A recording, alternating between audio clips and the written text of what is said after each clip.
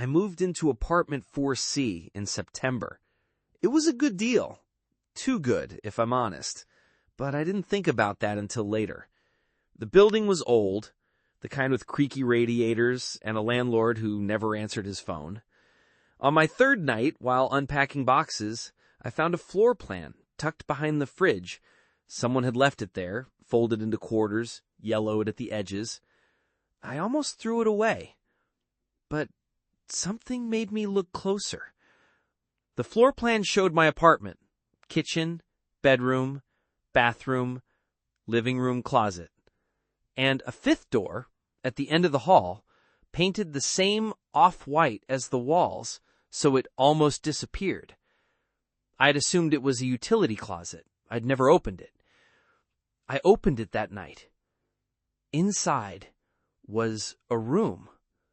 Not a closet. A full room, maybe 10 feet by 10 feet, completely empty, except for a single wooden chair facing the wall. No windows, no outlet, no light switch that I could find.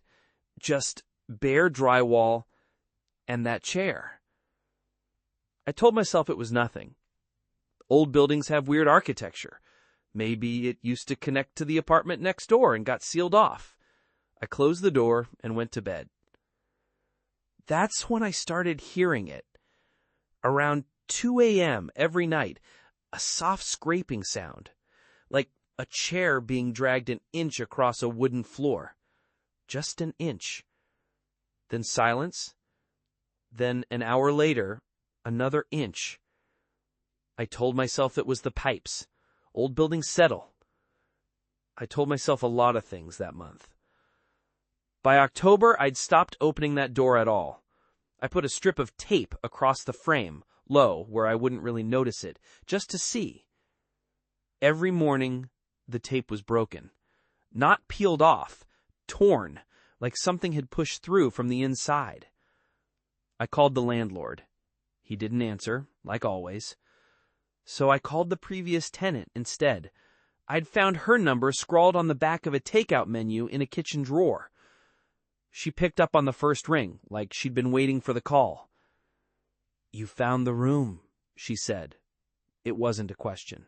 I asked her what it was. There was a long pause on the line before she answered. "It's not on the lease, because the building doesn't want it to be," she said. "Whatever you do, don't count the doors again. It only shows up when someone's counting." I laughed, because it sounded insane, and she didn't laugh back.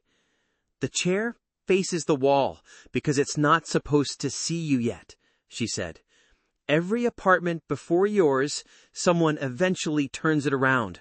Don't be the one who turns it around." Then she hung up, and when I called back, the number was disconnected. I didn't sleep that night. I sat in my living room with every light on, listening for the scraping. It came right on schedule. 2 a.m. 1 inch. By November, the sound had changed. It wasn't scraping anymore.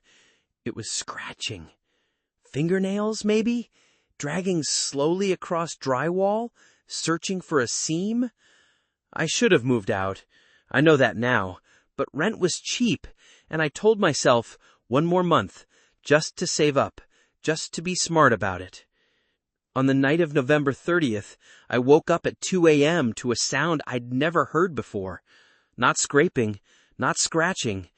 Footsteps in the hallway. Slow, deliberate, coming from the direction of that door. I lay frozen, staring at my bedroom door, watching the shadow of feet pause just outside it. Then, so quiet I almost missed it, a voice on the other side said, I turned around. I moved out 3 days later. I left almost everything behind. Furniture, dishes, the deposit I never got back.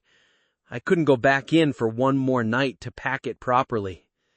Sometimes I think about the next tenant, unpacking their boxes, finding that same floor plan behind the fridge. I think about them counting the doors without knowing they shouldn't. I never told them. I'm not proud of that. But if you ever move somewhere new and you find a floor plan that doesn't quite match your apartment, don't go looking for the difference. Some rooms are only empty because whatever's inside is still waiting for you to leave.